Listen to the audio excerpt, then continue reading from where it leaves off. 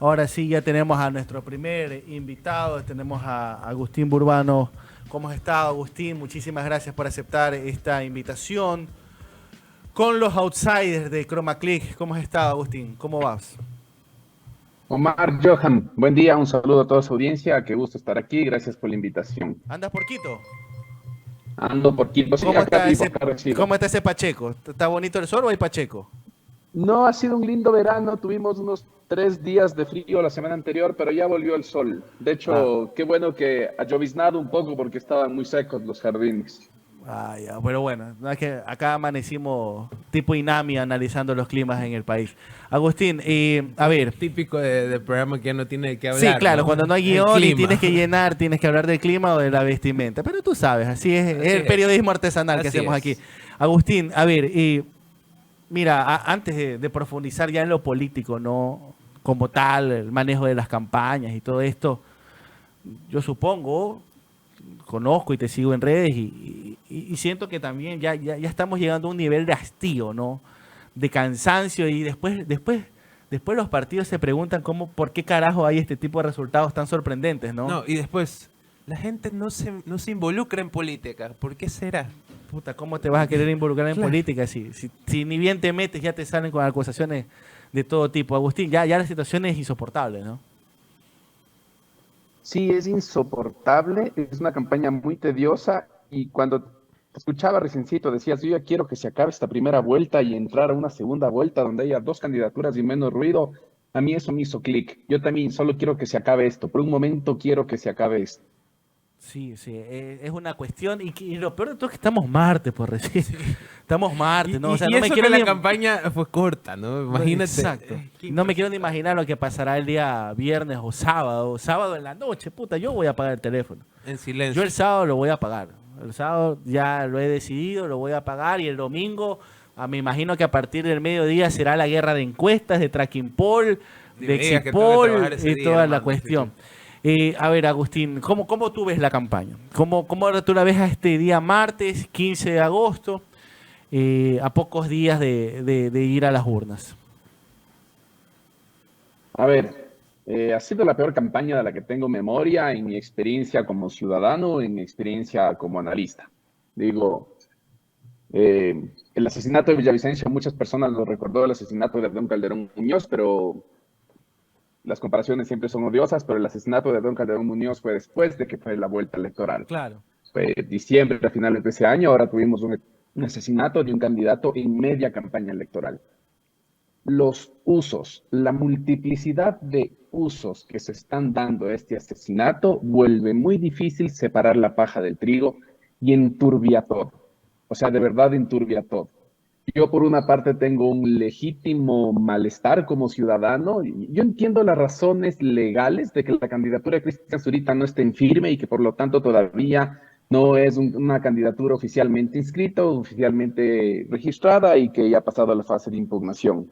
Pero si yo fuera militante, simpatizante de Gente Buena o de Movimiento Construye, si ya sufrí este enorme menoscabo a mi derecho de participación al tener a mi candidato a la presidencia asesinado, y el CNE, por cuestiones de formalidad, no restituye mi derecho a la participación política, a ser representado o representada políticamente de la manera más pronta posible, siento que me están volviendo a victimizar después de haber tenido la más grande de todas las victimizaciones que puedo tener en un proceso electoral.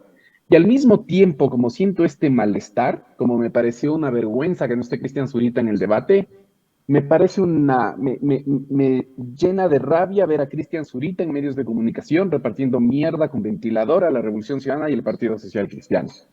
Entonces es una locura porque estos sentimientos son tan ambivalentes que inclusive en este ejercicio democrático básico de demostrar empatía con quien ha sido víctima de algo, Cristian Zurita sufrió la muerte de uno de sus mejores amigos, eso no es pelo de cochino, ojalá nadie de nosotros nos pase, pero que en medio de esto tengamos que ser empáticos y después asistir a un uso perverso justamente del asesinato, de la muerte de Fernando Villavicencio, de lanzar mierda con ventilador sin evidencia, porque por lo menos debería poner una evidencia si va a dar nombres.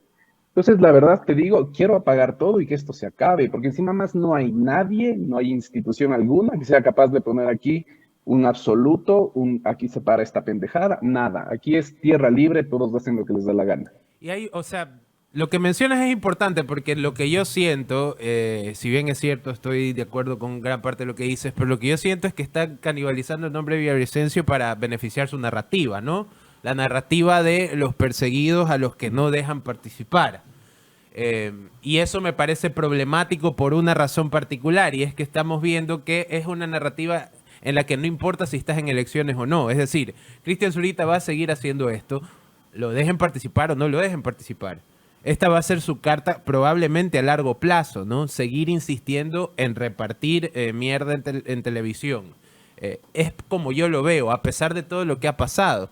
Y me parece muy problemático porque me parece que profundiza los problemas que ya tenemos para hablar de política en medios de comunicación. Lo que pasó el domingo con que no lo dejen participar, el show de Marta Roldós llorando a cámara y todo eso, o sea, todo es muy complejo y feo. Y como tú mencionas, por un lado sientes empatía por lo que pasó, pero por el otro yo siento que también ellos están utilizando eso para alimentar una narrativa, porque saben que la política es de narrativas, pero eso es ya un poco horroroso, ¿no? Y no solo que están alimentando una narrativa, sino que es evidente que está electoralmente dirigida. En las 2 últimas semanas, Jan Topic viene en un ascenso imparable. Jan Topic viene en un ascenso. Es posible que esté disputando el primer lugar ya al término de esta semana.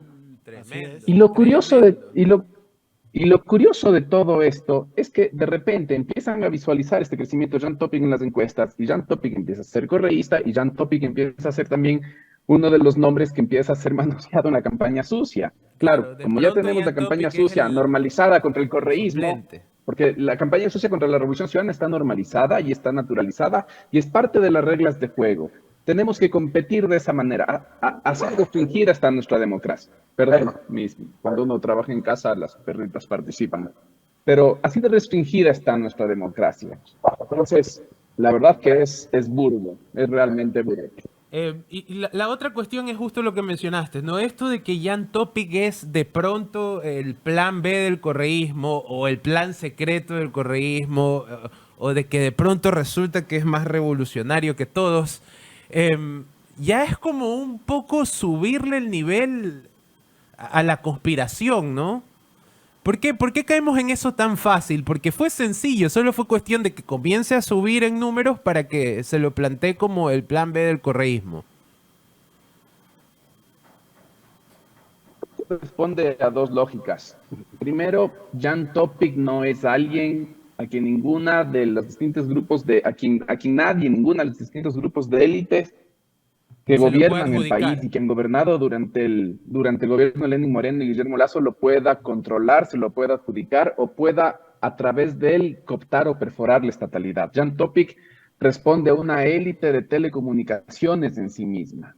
Y con esto lo que está haciendo está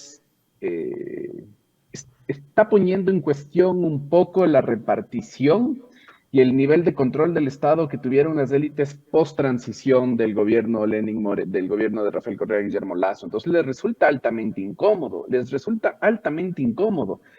Entre las élites, Topic sí es un outsider y les resulta tan incómodo que uno puede ver en las interacciones, en las entrevistas, en los medios mainstream.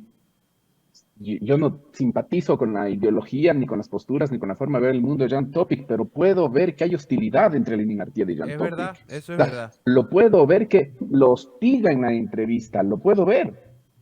Entonces también ponen su grano de arena de señalarlo como lo nuevo y como lo distinto.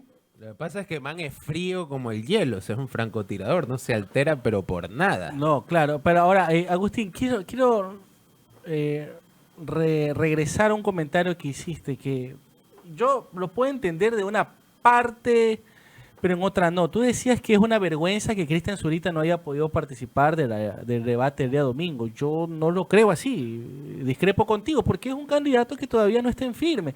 Y sí, podemos entender la excepcionalidad de la circunstancia, del asesinato, pero caramba, ¿te imaginas lo que sería que se lo haya dejado participar y mañana se cae la candidatura porque realmente tiene una inhabilitación para ser candidato. Entonces yo también, mira, ojo, y graben lo que voy a decir, me voy a poner de defensor de Diana Tamaín, porque me puedes acusar de cualquier cosa. Es como también ayer estaban reclamando que no le están dando presupuesto para pautar, ¿no? ¿Verdad? Claro. Ya con la imagen en medios tradicionales y en De vallas Zurita. de Cristian Zurita.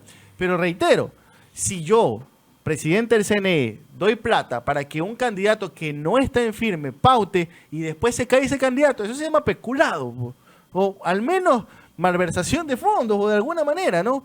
Entonces, yo sí creo que también es parte de la narrativa, ¿no? Que somos los perseguidos, que no nos aceleran, pero se están cumpliendo los plazos que dice el Código de la Democracia, Agustín. Sí, ahí tendría dos respuestas. Claro, ninguna está prevista en la ley porque esto es algo extraordinario y que no está contemplado en la ley. O sea, que hay un vacío normativo, evidentemente. Lo que estamos haciendo es guiándonos por las interpretaciones de expertos y expertas en derecho constitucional y derecho electoral.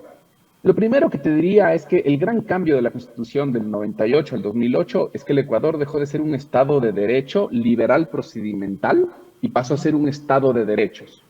Y este cambio no es menor. Quiere decir que los derechos de la ciudadanía no pueden verse restringidos o limitados por formalidades legales o por cuestiones procedimentales. Y lo que estamos en este momento en una elección presidencial es menoscabando el derecho de participación de una organización política que estaba calificada en firme por algo que además es culpa del Estado, porque la seguridad de Villavicencio, el asesinato de Villavicencio son responsabilidad, sí, de la banda mafiosa, del crimen organizado que lo mandó a asesinar y que ya lo tenía amenazado, pero es también del Estado. Entonces, el Estado ya solo bajo este ecosistema, este régimen de derechos, este Estado de derechos que plantea la Constitución de Montecristi, no puede menoscabar el derecho a participación política de gente buena o de construye por una cuestión procedimental. Es menor el dolo que se genera si es que participaba en el debate y luego se lo inhabilitaba por ABC motivo, que el dolo que se genera de no dejarle participar en el debate, no dejarle entrar en la lid electoral y luego calificarlo y dejarlo en firme un día antes de que concluya el periodo electoral. Eso es lo primero que te diría. Lo segundo que te diría es que la dinámica, para restablecer un poquito, un ápice a la dinámica democrática, se requería que Cristian Zurita o quien sea, él o la sucesora de Fernando Villavicencio, entre en la lid electoral lo más pronto posible. En primer lugar, porque se detendría esta práctica carroñera que estamos viviendo de endilgarle el asesinato de Fernando Villavicencio a la candidatura política de mi elección, solamente por cómo están yendo las encuestas. Y en segundo lugar, porque Cristian Zurita tendría que tener como candidato presidencial, yo esperaría, un poquitito más de responsabilidad sobre las cosas que está diciendo. Entonces, Yo creo que sí todavía le ayudaba a la no. dinámica democrática. Estamos viendo que no, Agustín. Es más, creo que se No, está recrudeciendo. Es más, yo creo que si participaba en el debate, metía el pie en el acelerador. O sea, es lo que le dije a Omar. Siento que en cierto aspecto es muy coherente que hayan elegido a Cristian Zurita porque es una persona que se ha dedicado a hacer eso siempre. Su estilo siempre ha sido ese. O sea, esperar otra cosa sería pedirle peras al olmo. Es así. Cristian Zurita el sábado en la noche estaba posteando una fake news y al día siguiente era candidato presidencial. O sea, nada más ecuatoriano que eso. Y esperar otra cosa me parece que sería un error. Ahora, yo creo que se resuelve la candidatura y va a meter el pie en el acelerador a fondo. Hasta el sábado va a jugarla bien, ya sea desde su cuenta de Twitter, desde los medios, los blogcitos que tiene por aquí y por allá. O sea, Y también los grandes medios tradicionales que le están dando. O sea, hoy salió en Contacto Directo. Totalmente. Ya. Entonces, me parece que esperar otra cosa por ahí capaz no sería muy inteligente de nuestra parte, ¿no? Ahora, Agustín, yo quisiera que una vez analizado este tema, analicemos lo que nos dejó el debate. Mira, yo no me dejo llevar por la fácil, ¿no? Yo me acuerdo que una de las experiencias, yo me acuerdo que estaba en el comercio en el año 2007, creo que fue, la primera vez que se le eligió a Rafael Correa. Estaba en colegio. Yo estaba en Diario del Comercio y fue el debate, ¿te acuerdas de la Cámara de Comercio donde Sí, salía, claro. señor Correa, que salió Novoa a reclamarle, ¡Te vamos a enterrar! Cintia Viteri y todo eso? Qué gran Y yo me debate. acuerdo que todos los grandes medios, en su portada salió un circo. Pero me acuerdo tanto que el Comercio salió con este título: la campaña prende motores. Y se recibió, no, todavía no tenía permiso para escribir en portada todavía. Okay. Pero los editores decían, ¿sabes qué? Nos salimos del molde de que todo lo que pasa en la política es circo, ¿no es verdad? Por ejemplo, yo tampoco me como ese cuento de que acabamos de tener la peor asamblea de todos los tiempos. No. Yo no me como esa narrativa de gobierno. Solo hay que entrar a YouTube, poner Congreso Nacional. Ya, la asamblea trabajó, la que fue cesada trabajó más que Lazo. Sí, totalmente. En cosas efectivas trabajó más que Lazo. Y yo tampoco me como ese cuento de que lo que vivimos el día domingo fue un circo. No, tampoco. Mira, yo prefiero 1000 veces que 8 candidatos se metan en un ring a darse durísimo a un espacio con discursos preestablecidos. Yo prefiero porque hasta por último, en una pelea tú ves cómo reacciona una persona. Le conoces más los matices, ¿no? Y es importante ver cómo un posible presidente reacciona en momentos de presión. Totalmente. Pero bueno, ¿qué te dejó a ti, Agustín, este debate? ¿Tú crees que verdaderamente fue un circo, que sirvió para algo, que verdaderamente el formato no ayudó? ¿Qué pasó? No, yo no creo que fue un circo. Creo que habían dos grandes preguntas que se tenían que responder de cara a la ciudadanía en el debate. ¿Tiene Luisa lo que tiene que tener para ganar en primera vuelta? ¿Se va a ganar la confianza del votante indeciso, del votante que alguna vez simpatizó con la revolución ciudadana que se empezó a desafectar desde la crisis internacional 2014-2015? Esa era la primera pregunta que se tenía que responder en el debate. La segunda pregunta que creo que se tenía que responder en el debate era quién iba a liderar el pelotón que le venía siguiendo, ¿ya? Estas dos preguntas ya venían trastocadas por el asesinato de Fernando Villavicencio, que fue un golpe de mano en los tracking polls, en las simulaciones, en las encuestas, en todo. Y creo que en esos objetivos diferenciados que tenían, le fue mejor a Jan Topic que a Luisa González. O sea, para empezar. Definitivamente. Sí creo que hubo una especie de infantilización en el formato, por dos razones. La primera, por la ciudadanía. Somos la ciudadanía quienes tenemos que decidir si tal candidato o candidata respondió la pregunta o no, si tal candidato o candidata nos convenció o no, porque tenemos una recepción activa, no somos meros recipientes pasivos que si nos dicen cualquier cosa vamos y la repetimos. Entonces, me parece que un poco la moderación restringió primero, la libertad de expresión de las candidaturas, pero segundo, nuestra libertad de decidir quién nos está dando paja y quién no. Y eso me molestó de sobremanera. Lo segundo, me molestó que se infantilizó inclusive a las candidaturas. Digo, no estás hablando con cualquier persona. La candidatura a la presidencia de la República, por más que sea Ecuador, requiere cierta dignidad y esa dignidad requiere cierto respeto. Y tú no puedes interrumpir, como lo hizo Gisela Bayona, Luisa González al principio, a Bolívar Armijos, cuando está en su proceso de elaboración de la idea. Ya, estaba dando contexto, la idea, estaba elaborando un razonamiento y le interrumpe. ¿Por qué no? Porque a Gisela Bayona no le gustó cómo estaba elaborando el argumento.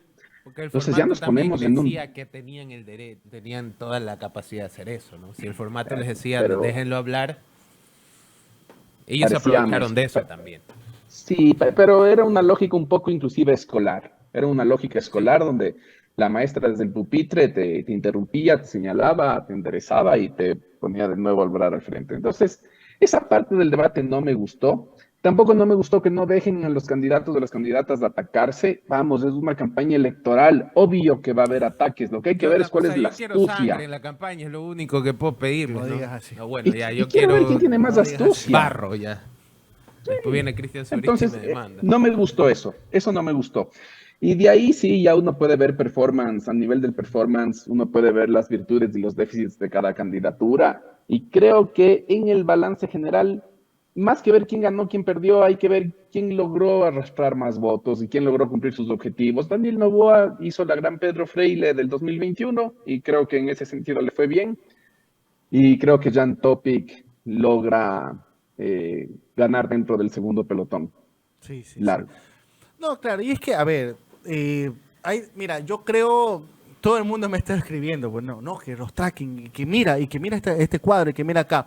El problema, y hay que entender con los tracking, que se tiene que llegar a una cifra estable, y por lo general los encuestadores dicen, mira, cuando ya se llega a una cifra estable y está la situación algo normal, ahí se puede dar una cifra, y se puede capturar ese momento. Pero el problema es que en este país estamos viviendo de momento en momento, pues, ¿no?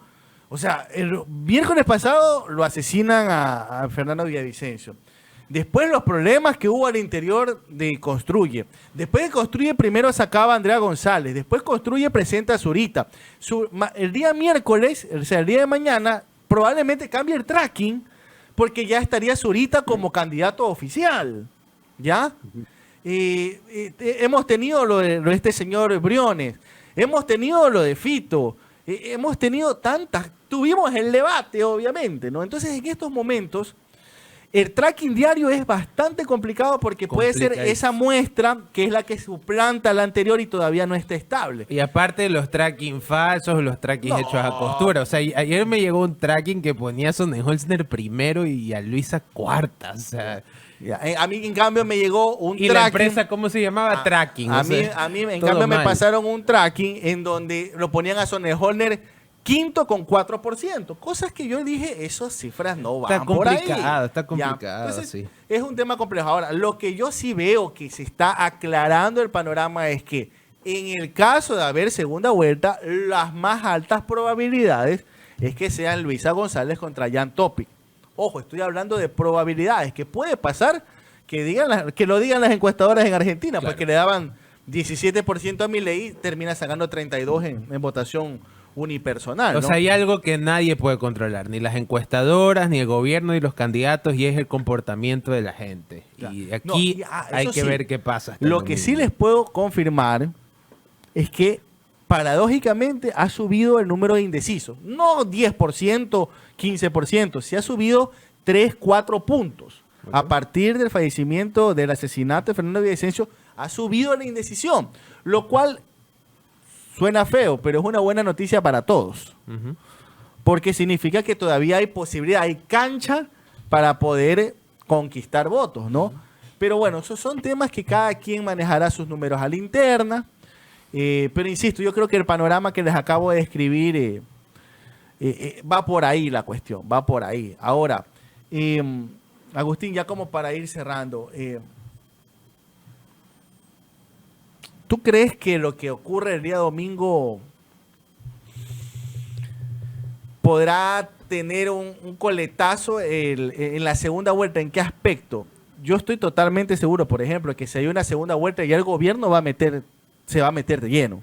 Ha estado calladito, por ahí con el rabo entre las piernas el gobierno, pero yo sí siento que ya en una segunda vuelta se metería de lleno. Y ahí comienzan también los análisis fáciles, ¿no? Bueno, si la segunda vuelta es de Luisa contra Topic, a ver, Sonnenholzner se va con Topic, Villavicencio, la gente de Villavicencio se va con Topic, Yacu Pérez se va con Topic, Isa va a llamar nuevamente el voto nulo ideológico y ya está, ponle la banda a Topic. ¿Ya? No es tan cosas, fácil. No son tan sencillos de hacer ese parteaguas, ¿no? Sí, no. Veo que el gobierno, si es que va a intervenir en la elección, va a poder intervenir por la negativa, embarrando y presionando poder institucional en contra de una candidatura y claramente la de la Revolución Ciudadana. No le veo al gobierno pudiendo meterse afirmativamente a favor de la otra candidatura, sea Topic, sea Sonnenholzner, sea quien sea, porque es un muerto al lado del que nadie quiere estar el gobierno. O sea, el estar al lado del gobierno pesa. Entonces, si es que va a embarrar las elecciones, puede embarrar con poder institucional. Ojo, hay un dato que a mí me llama mucho la atención y es que las noticias de Villavicencio con reportería ecuatoriana están saliendo mucho más informadas y más completas en medios colombianos que en los mismos medios nacionales. Y eso tiene dos explicaciones. La primera, evidentemente hay evidencias que no convienen al framing que quisieron instalar de narcoterrorismo, Revolución Ciudadana responsable, la Revolución Ciudadana la asesinó. Evidentemente esa evidencia y esas noticias que están difundiendo no permite sostener este framing. Y en ese sentido, sí veo que si es que hay algo que estaría en las manos de hacer el gobierno para embarrar la segunda vuelta, sería dentro de ese campo, que es algo que ya se vivió en el 2021 y que es algo que ya se conoce. Hay poder institucional que no está interesado en un retorno a la Revolución Ciudadana y que no tiene ninguna duda de recurrir a prácticas extrapolíticas para lograr sus objetivos. Y eso está. Eso está. Ahora, Agustín, y oye, los nuevos actores, ¿no? ¿Verdad? Es que también hay que tener presente que salimos de una elección y entramos a otra, ¿no? 2025. 2025, pero tú viste, o sea, en cuestión de 2 semanas nos cambió la tendencia y cualquier escenario de predictibilidad que había en este país para la primera vuelta en 2 semanas se trastocaron de una manera impensable. Entonces, de aquí en un año y medio en Ecuador, todo lo que puede pasar esta elección 2025, no creo que estamos en un momento de poder tener siquiera escenarios prospectivos previsibles. Lo único que yo alcanzo a divisar es que si es que el Ecuador no opta por una postura de política económica alternativa al neoliberalismo, si no salimos de esta economía del desastre, este proceso de descomposición y de ruptura del país que estamos experimentando no se va a detener. Ya. Y solamente para cerrar, y algunas personas que lo están mencionando, supongo que ya notaste que hay también una campaña, sobre todo en redes, diciendo que la segunda vuelta va a ser otro topic, pues, ¿no? Dejando por fuera el Sí, correísmo, ¿no? sí, la vi ayer, pero me resulta, a ver, pero viene acompañada de esta campaña de que Topic es correísta ahora, que se está diciendo desde la campaña de Yacu y que se está diciendo desde la campaña de Otto. Yo creo que es cuando ya las campañas llegan a hacer este tipo de estrategias, lo que están haciendo son declaraciones o declaratorias públicas de que están perdiendo o de derrota. Cuando la campaña de Otto empieza a recurrir a estas estrategias de desesperación de último momento, lo que están haciendo es una declaración pública de que la estrategia no nos funcionó y necesitamos algo que rompa el esquema y que rompa la tendencia y que trastoque el tablero. No es la única campaña que está recurriendo a ese tipo de estrategias, lamentablemente, pero para mí es más de eso. No sé si ustedes se acuerdan la campaña del 2014, cuando Barrera ya estaba perdido en las encuestas y eliminaron el peaje Exacto. en el túnel Guayasamín. Son ese tipo de cosas que ya Desesperado. son como una declaratoria abierta de desesperación. Entonces yo lo veo así, es una operación electoral que la leo de esa manera. Claro, no es como cuando salió ese video de Sonejoner hace semana y media, llamando al voto útil, ¿no? Diciendo, ¿cómo era? Yo sé que no te agrado, Yo sé que no te agrado, yo sé que no te caigo bien, yo sé que soy horrible, pero hay que elegir un presidente. pero por favor escógeme. Sí, o sea, ya cuando llamas al voto útil de manera directa, ¿no? O sea, ya de frente es porque das a entender que no pudiste. Como candidato, tú no pudiste conquistar a la mayoría del electorado, pues, ¿no? Y le pesó Moreno más de lo que él, sus estrategas y en el mundo del análisis algunas personas consideraban. Y le pesó. De hecho, él ya llega a referirse a su paso en el gobierno Moreno como una conscripción. O sea, me obligaron, yo no tuve nada que ver. Eso, la vicepresidencia es como el servicio militar obligatorio, yo cumplí. Claro, o sea, yo fui lo único rescatable de ese gobierno, más o menos se vende. Sí, sí, sí, sí. Sí, Pero bueno, pero le pesó, le pesó. así es. Bueno, hemos tenido a Agustín Burbano Herrera. Gracias, Agustín, por aceptar la invitación con los outsiders de Chroma Click. Y atención la próxima semana para que también nos ayudes con el análisis de lo que fue la jornada del día Post domingo. elecciones, ¿no? El post elecciones va a estar candente. Chévere, Omar, Johan, un gusto. Felicidades por la iniciativa. Buen viendo Sí, los outsiders periodismo y estamos en artesanal. contacto. Periodismo artesanal. Muchas gracias. Gracias, Agustín. Cuídate. Un abrazo.